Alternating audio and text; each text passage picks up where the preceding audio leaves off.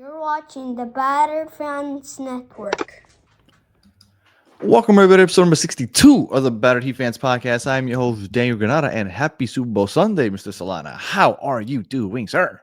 Hopefully the Patriots don't win tonight. That's all I got to say. Yeah, hopefully. That's what I'm hoping for also. I don't really care what else happens as long as they don't win. Can you imagine with all the games that were all the Super Bowls they won with Brady, and now they have Drake May and they're going to win? I mean, come on, man. Dude, yeah, I don't even want to get into that. I'm already down about the Heat. I don't even want to get into that also because that would be come on, Sam Darnold. All right, anyway. So the Miami Heat, they stand pat at the trade deadline. I had my thoughts. You were on the show. You got there a little late. We only had about a minute or two to talk about it.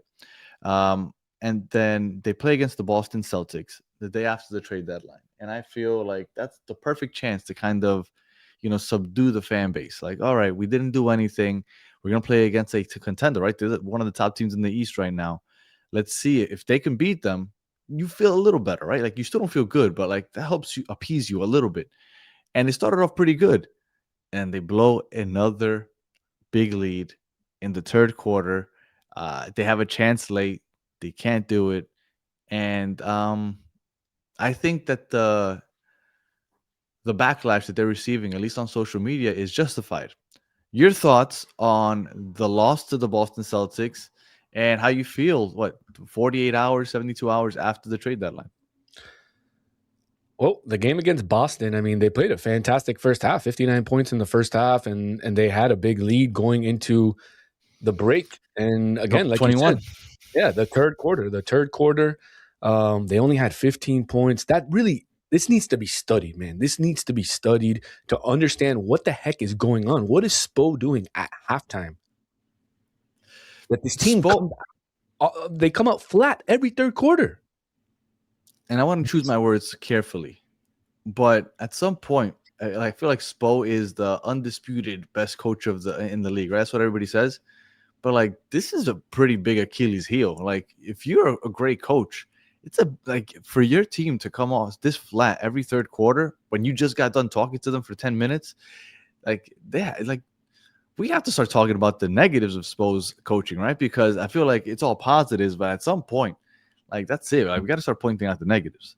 Absolutely. I mean, there's some other things that people are mad at Spo about, for example, like not playing Khalil Ware that many minutes, which I agree with Spo on that one. I just the last few games that Khalil Ware has played, I mean, he looks like he's on skates on the defensive end. I mean, he got completely turned around left and right against Atlanta.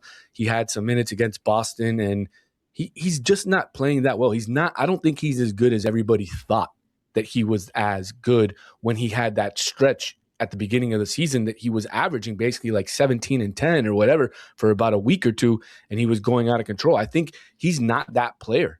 And I don't blame Spo for not playing him. I blame Spo for this team not coming out prepared to play in the second half. It's already been too many games that this happens, and that's what I'm frustrated about. I'm frustrated about that this team should have won that game against Boston, and instead we basically got embarrassed. And to the Khalil Ware point, I think that a lot of this is on – I feel like – we've had the conversations, right, where mentally he almost seems fragile, right? Like where they have to call him out and then he has to show up after the fact. Like if he's that player, I think that you're a coach. You need to know how to coach each player. And I don't think he's doing it correctly with Khalil Ware because I get it, right? He seems tentative when he's out there now because he's like, okay, I'm only going to be here for 2 or 3 minutes. I got to make sure I don't mess up. So he's not playing freely. He's like, I'm only here for 2 or 3 minutes. Got to make sure that whatever I do well. And it's almost like he's not playing naturally because he has to overthink things because he knows if he messes up 1 or 2 assignments, that's it. He's gone for the game. And I think that that's Spo's doing. And I think that that's unfair to such a young kid that obviously, right, some kids or some player are professionals, right? They're professionals. That is what it is. They can handle it, but obviously he can't. And if he was averaging 20 boards almost for a span of a couple weeks, he's got it in him. Like, you just got to, treat him a little differently. I think that it's a crime what they did. And even more so than Nikola Jovic is still getting on there. Don't get me started, man. I got the other day because there was a stretch of about 6 minutes or 5 minutes where they just kept going on a run, and he kept Bam on the bench, and he kept putting Nikola Jovic out there, and Nikola was covering Vucevic, and he was covering the other guy, and he was just getting abused. I mean, look, if there's one thing that I'm mad at Spo about, it's not for the treatment of Kel'el Ware. It's the fact that he's giving Nikola Jovic so much of a run, because I'm convinced this guy is just not, well, I was convinced before he wasn't worth the contract that they gave him, but now more so, right? Now more so. I mean, it's absolutely ridiculous. And not only that, but Nikola Jovic, he misses like 6 threes, and he's like, I'm going to shoot 6 more, no problem. And it's like, dude, if you miss 6, how about you drive to the basket? How about you find the open guy instead of taking a 3, sometimes a contested 3, and just hitting off the front of the rim? He did it 2 or 3 times in the third quarter, and I'm sorry, man. I'm so mad that Nikola Jovic plays, and it's insane. Well, look at this stat. He got onto the court because Paul Larson had to leave, right? He got onto the court. He played 6 minutes. You know what he did in 6 minutes? He missed all his shots.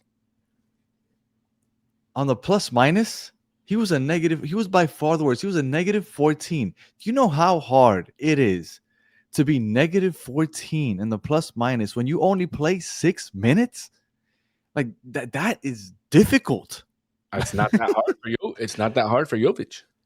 That is, man. Like, how many times has he done that this season? At least 3 or 4. Man, Simone Fontecchio, remember we were killing him for not hitting threes, but then we're like, well, at least he's doing other things, and then the shot will come. Like, Nikola Jovic is just bad, man. Andrew Wiggins had a good game. Him and Davion Mitchell were the ones that kept him in that game. I don't know if you want to keep touching on that game too much, though, because what I really want to talk about is we talk about Jovic, the bad contract. We started this podcast in 2023. Now, we kind of went on a little bit of a hiatus because of schedules, and we kind of started over, right? But we originally started back in 2023 with our first iteration of this show. And I remember on the very first episode, I remember the main question I wanted to ask you, and we had a couple co-hosts on at the time. I said, is heat culture a gift and a curse? Because I really do believe that the Miami Heat, Pat Riley, Spo, and everybody feel like their shit don't stink. And because they've managed to take these rosters that obviously need more and they've gotten the most out of it, they don't feel the need to kind of just go all in to get either a star or anything. Because the fact that they didn't give up Kel'el Ware for Kevin Durant, the fact that they give Nikola Jovic a potential contract, because that's what it was. They based it off of potential. Like, I feel like this front office is unfortunately a little overrated because we've given them so much credit that they've bought into it. They threw it on a fucking jersey. They put it on the court. They've bought into like their own shit. They're like, oh yes, this is heat culture. And I feel like this might be doing more harm than good at the moment because there is no direction. Solana, I know that you are as positive as they come when it comes to the Miami Heat, but you can't look at this roster and think that they're an NBA contender. So what are they right now? If you're not an NBA contender, then you have to do something. You either plan for the future, get some assets, get some future players, trade away some pieces that you know you don't need or not going to use. They did nothing, and they know that they're not a contender. So what exactly is the goal? Is there a direction? I feel like there's nothing going on right now, and I don't know what the plan is. Because the plan seems to be like, let's keep going with this playing crap that we've been doing for the last 5 years, and maybe eventually we'll just luck into an NBA Finals run like we did in 23. And I feel like that's what the goal is. No, I don't think that's what the goal is, and I don't agree with you. I believe this front office is fantastic. There's a lot of front offices. I'd much rather have this front office than Philly's front office, than Milwaukee's front office, than a lot of front offices in the NBA.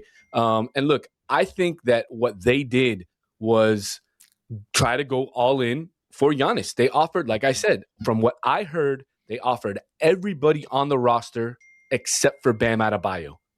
And look, I want to talk a little bit about this because I don't know if you've been keeping up with the Giannis ever since the trade deadline finished. But no, I didn't. Did you see, first of all, how people like Shams Charania, people like Mark Stein, all these NBA pundits, all these NBA writers, did you see how much they were hyping up a Giannis trade? And then I don't know if you're into betting, but there's an app called Kalshi where if you saw, kept track of what's going on, you could bet at any point before the trade deadline where Giannis was going to go. Did you know how, I want to ask you this question. Do you know how many millions of dollars were bet on Giannis being traded or not? That's the first question I want to ask you. No idea. $25 million. Okay. Were basically bet to see if he was going to. The next day after the trade deadline, mind you, he doesn't get traded. Next day after the trade deadline, Giannis posts out that he is a shareholder in that Kalshi company, in that betting company. So I think that it was all bullshit. It was all bullshit. He was never going anywhere. It was all a matter of making some sort of extra cash or extra money on the side.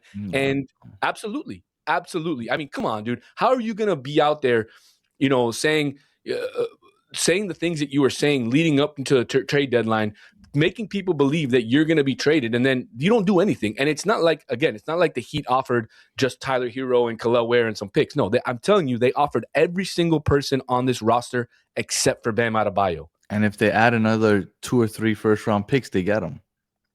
Yeah, but that's not. But that's not the Heat way, and that's the frustrating part. No, it is realistic. Teams do it all the time. They don't have the picks to trade. They don't have the picks. They could trade 2034. They could trade 2036. But these guys don't want that. They wanted the picks from right now. They want 2027, 2028. Give it to them. We don't have them. We swap. You could trade the 2027 pick. You could swap the 28. You could trade the 29. Go all in.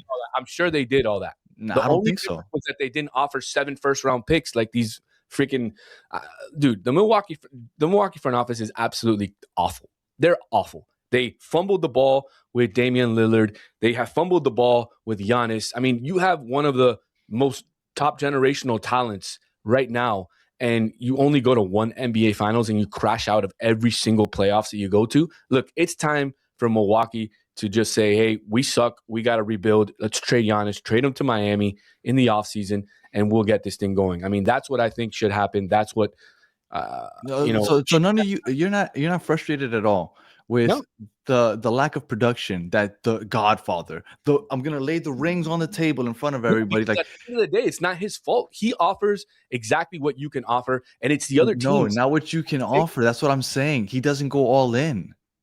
If it wasn't for LeBron and Dwayne Wade being buddies, he offered every single player on the roster. Remember the way he went all in to get Shaq back in 05? He didn't really go that all in. Or 04. Dude, he traded Lamar Odom, Caron Butler, and Brian Grant. That's it. He traded draft picks also. A couple, but not like 7 draft picks for Shaq. Because times were different. Back then, times were different. I would much rather want Shaq back then than Giannis right now. Okay, that's fine. But what I'm saying, and I also think it's because he had Dwayne Wade, right? Right now, he doesn't have anybody. Like, it's not the final piece, I guess.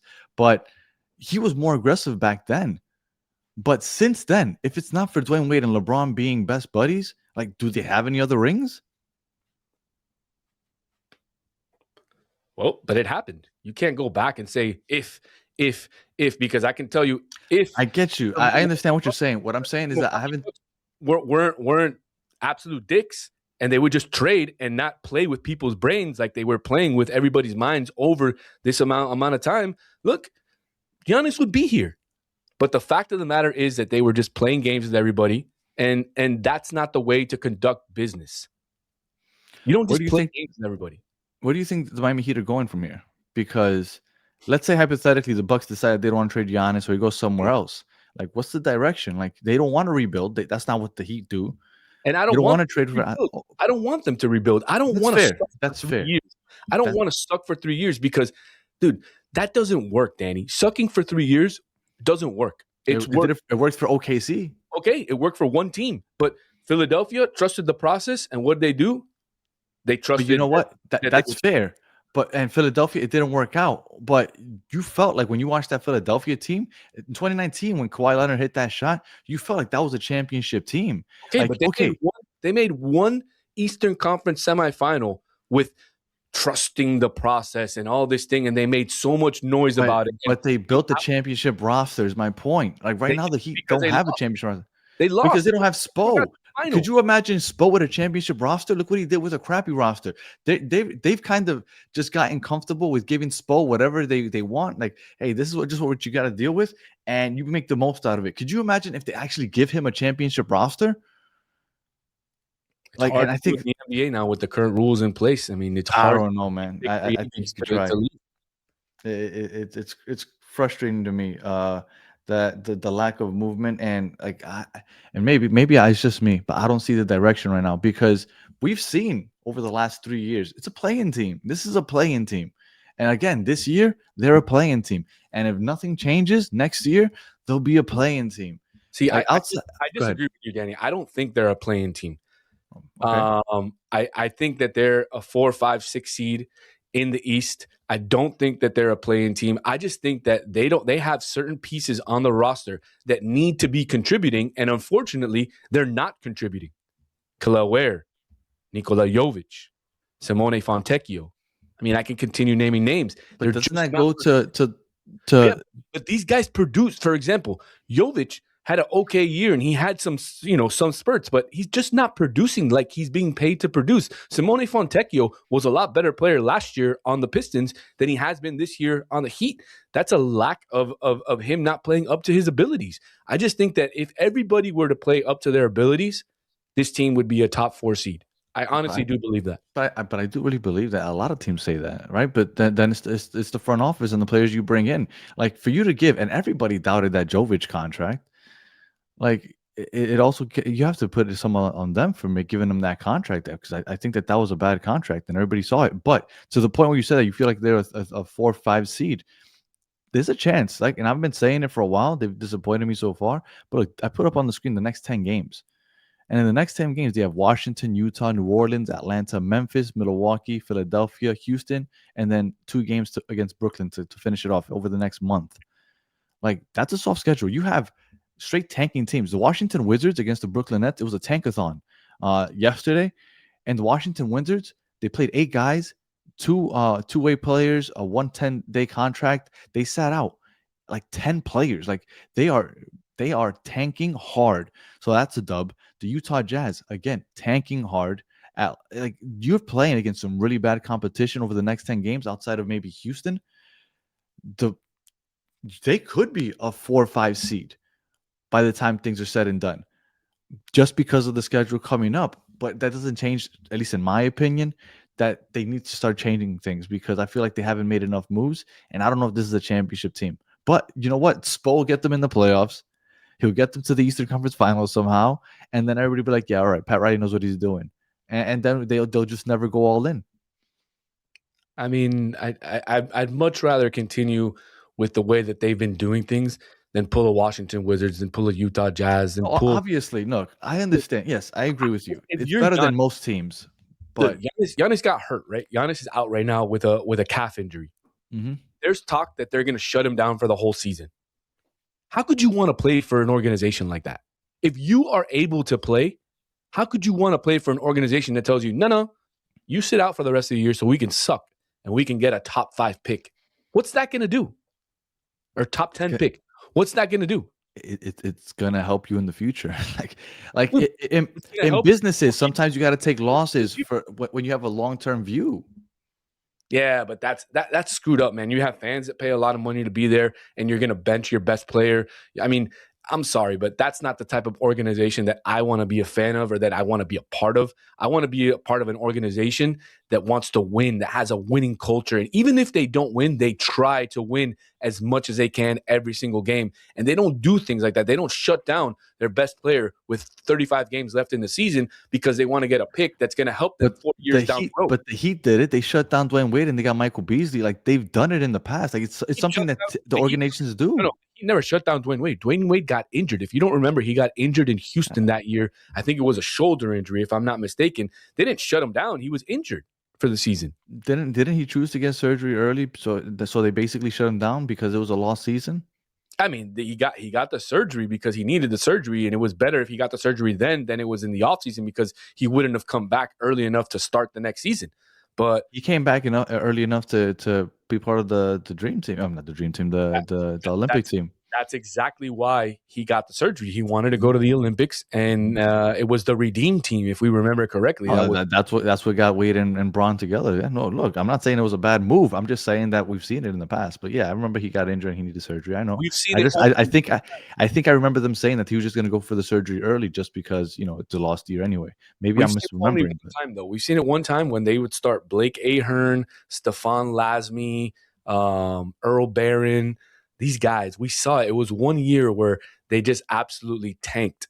But I just don't see the Heat doing that, and I don't like that. Like, Danny, how would you like? I'm okay with not liking it, and I'm okay. Huh? Yeah, but how would you like to like have season tickets? Right, we're tanking, dude. I'm not gonna want to go to any games if we're playing a bunch of scrubs on the floor. I'm not gonna go to games, and I can't sell my tickets because who's gonna want to buy my tickets for face value? Nobody. So I look, I understand, but that's kind of, and I get the Heat are different, obviously, and I think the Heat have one of, if not the best organization in the NBA. So I'm not arguing that they don't. What I'm saying is that every once in a while, you might want to take a step back and kind of look at the landscape. It's like, you know what? This team is never going to do anything. So instead of being a playing team constantly, maybe we try something different, take a step back, and let's see what we can do. Because setting off we have an episode about blowing it up just not too long ago. Like, yeah. It's something to consider. Anyway, we went a lot longer than we usually do. But it was an interesting conversation. Any final words there, Solana? No, man. Let's get back to it today. Washington, we'll be back on with you guys tomorrow morning. They're gonna kick Washington's ass, dude. They're not playing anybody, and it's a back-to-back.